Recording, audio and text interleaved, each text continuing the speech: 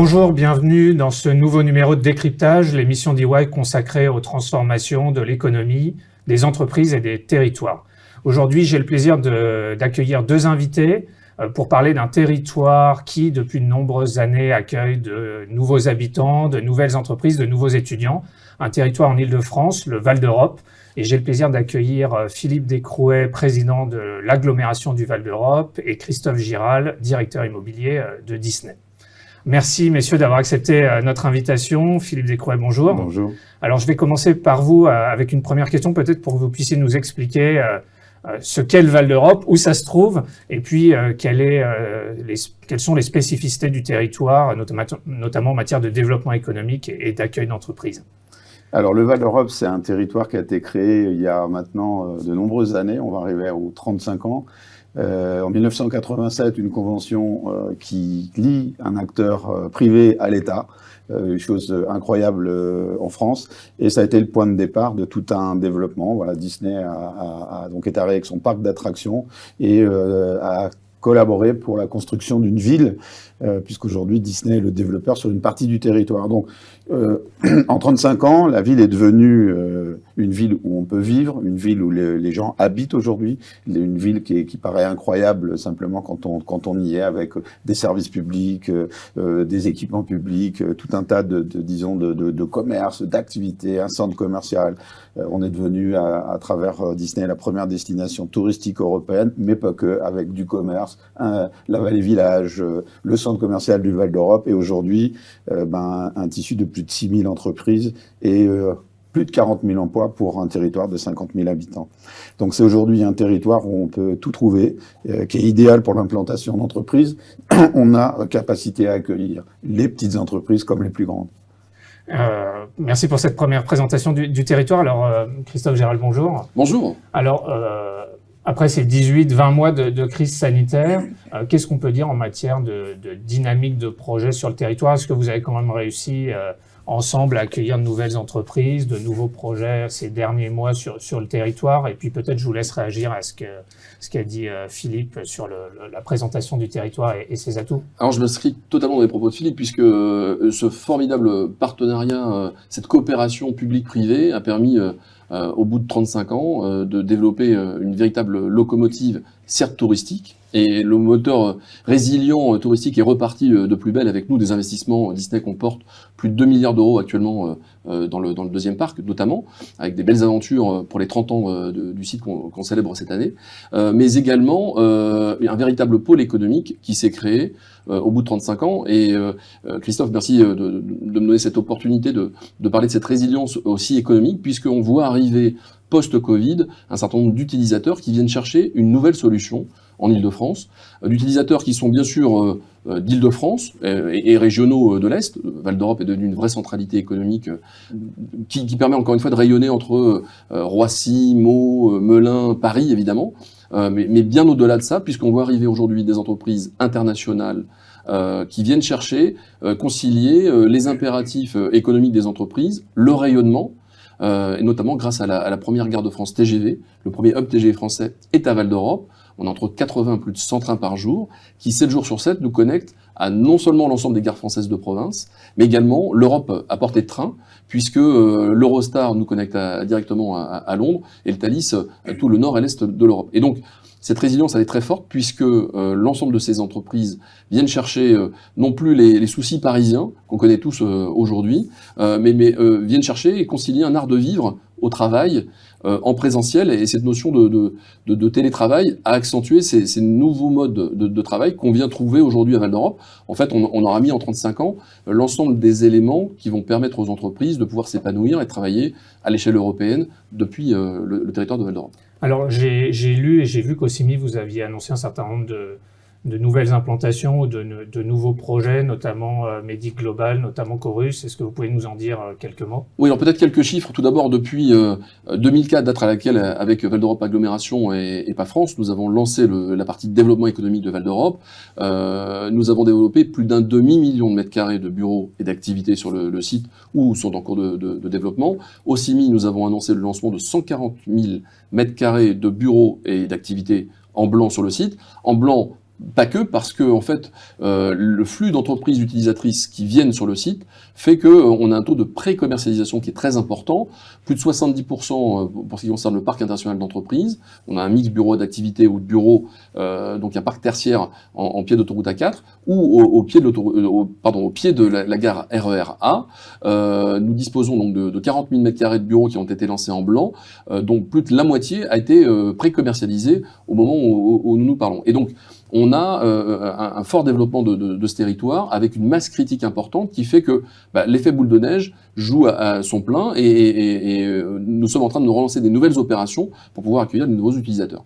Alors, lors du CIMI, il y a quelques semaines, vous avez annoncé le lancement d'une nouvelle marque de territoire qui témoigne, je pense, du renforcement du partenariat entre l'agglomération d'une part et Disney d'autre part, et puis tous les acteurs économiques et les ambassadeurs et chefs d'entreprise du territoire. Ce que je vous propose, c'est de regarder la vidéo de présentation de cette nouvelle marque de territoire et nous nous retrouverons en plateau dans la foulée pour en débattre ensemble.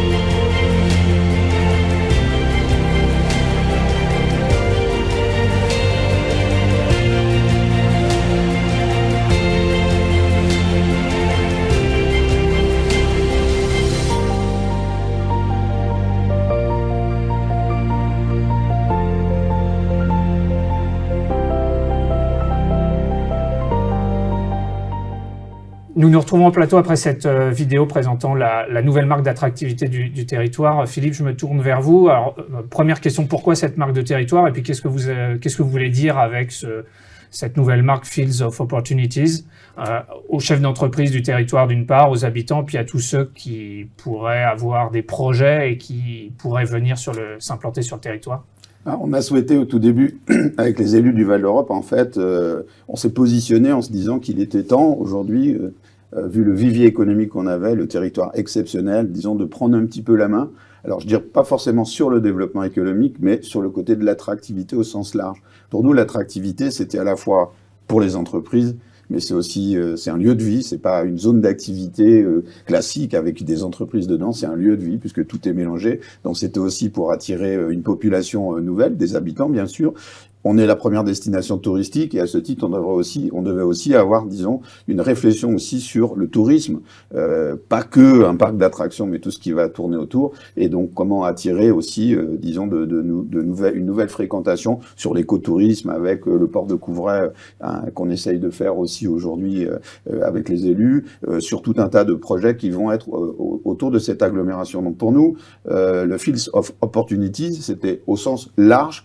du mot attractivité. Vous savez que les départements n'ont plus la compétence d'attractivité, c'est la région, mais les collectivités locales peuvent être partie prenante. Donc voilà, on a souhaité aller dans cette direction, c'est-à-dire de dire on va assurer la promotion du territoire. C'était le sens vraiment premier de cette marque Val d'Europe Attractivité. Et à travers cette promotion du territoire, il y a l'axe du développement économique, l'axe du développement immobilier, parce que l'immobilier est une économie en tant que telle, et aussi, bien sûr, se dire qu'il y avait, disons, une vitrine à avoir pour les habitants au sens large pour valoriser ce territoire et encourager les entrepreneurs à venir ici. Et donc, on peut, en gros, c'est ça, en gros, le fond du sujet. On peut travailler au Val d'Europe, on peut vivre au Val d'Europe, on peut passer du bon temps au Val d'Europe. C'était ça, en fait, l'esprit un peu nouveau. Et comme on échangeait tout à l'heure aussi sur le sujet du Covid, la pandémie a aujourd'hui mis les gens dans une nouvelle peut-être envie, c'est de plus faire des kilomètres et des kilomètres pour se déplacer d'un endroit.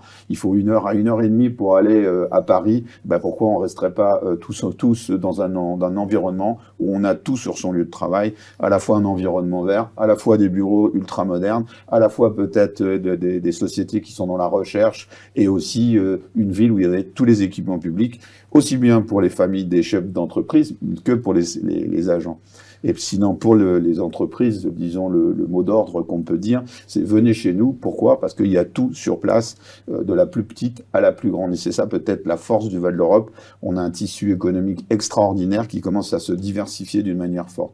Voilà, le Val d'Europe n'est plus, comme ça l'était il y a 35 ans, un parc d'attractions au milieu des champs. Aujourd'hui, c'est une ville, et je dirais le parc d'attractions n'est plus qu'un élément dans cette ville, et c'est ça qui change la donne. Et c'est pour ça qu'on a, disons, proposé à Disney, disons, d'avoir une action force ensemble, et de considérer qu'on devait le faire ensemble, parce que c'est l'acteur majeur aussi du développement avec tout, mais aussi avec l'établissement public d'aménagement, qui bien sûr va être partenaire aussi avec nous, pour bien sûr assurer la promotion du territoire. Et je crois qu'aussi, vous disiez, on peut vivre au Val d'Europe, on peut travailler au Val d'Europe, on peut avoir des loisirs, on peut aussi étudier au Val d'Europe. Je crois que la cible des établissements de formation, qu'ils soient publics ou privés, de formation initiale ou de formation continue, c'est quelque chose de très important pour les élus du territoire. Absolument. On est en train de construire une université. Le Val d'Europe a un tissu, disons, d'enseignement qui quand même commence à être assez fort. On a la pose de la première pierre. Le bâtiment s'appelle Première Pierre de l'université,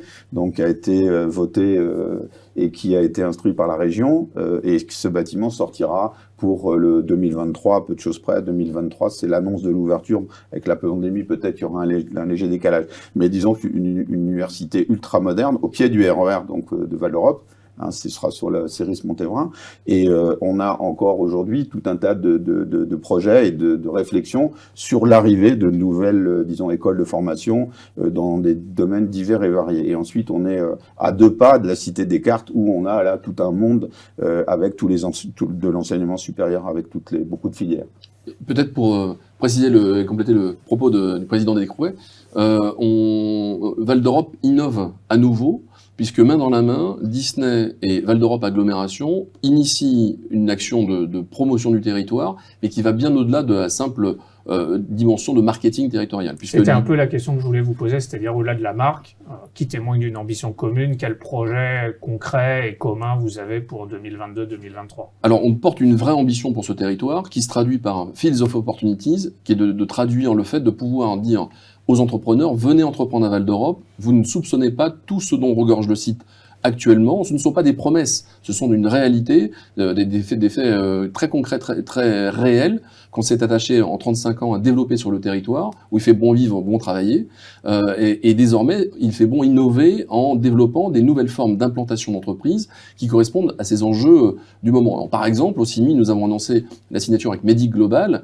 donc un opérateur qui combat les déserts médicaux. Alors pas qu'il y ait un désert médical à Val d'Europe, bien au contraire, on a de nombreux praticiens, mais l'idée c'est de renforcer cette offre et de renforcer l'effet barycentre à l'échelle du Grand Est francilien de Val d'Europe, sur une surface de 6 000 m², de pouvoir développer environ 80 à 100 praticiens généralistes, spécialistes, qui vont venir offrir donc une offre concentrée, digitalisée, qui va permettre, encore une fois, pour les habitants, comme pour les salariés, comme pour les visiteurs, d'avoir une offre complémentaire en la matière. Ou encore, nous avons annoncé au CIMI que dans une démarche très innovante, très en amont, nous avons annoncé nous fiancer avec le groupe Chorus et In Situ, Val d'Europe Agglomération et Disney, pour pouvoir avoir une démarche auprès des entreprises utilisatrices d'immeubles tertiaires, pour développer donc une offre très innovante en matière d'aménagement de bureaux, de services apportés aux collaborateurs,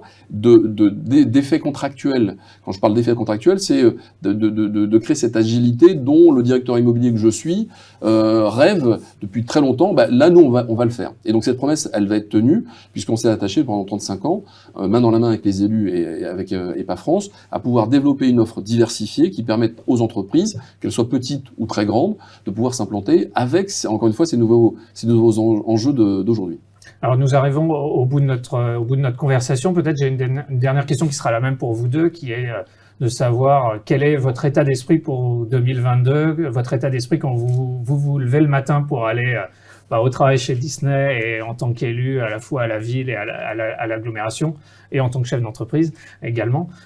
Quel état d'esprit, comment vous pourriez résumer votre état d'esprit pour cette année 2022? Alors, malgré le contexte chahuté, il faut le reconnaître, résolument positif. Pourquoi? Parce qu'en fait, on dispose des éléments fondamentaux qui, malgré la crise, ou les crises que nous avons traversées ces dernières années, Val d'Europe a un succès phénoménal en matière de tourisme, première destination touristique européenne. En matière de commerce, on a une offre commerciale aujourd'hui qui est parmi les premières d'Europe, avec le centre commercial de Val d'Europe, la Vallée Village, mais aussi le tissu local de commerce qui permettent encore une fois d'avoir cette adéquation entre le commerce d'hyper proximité et les très grandes marques à petit prix du reste.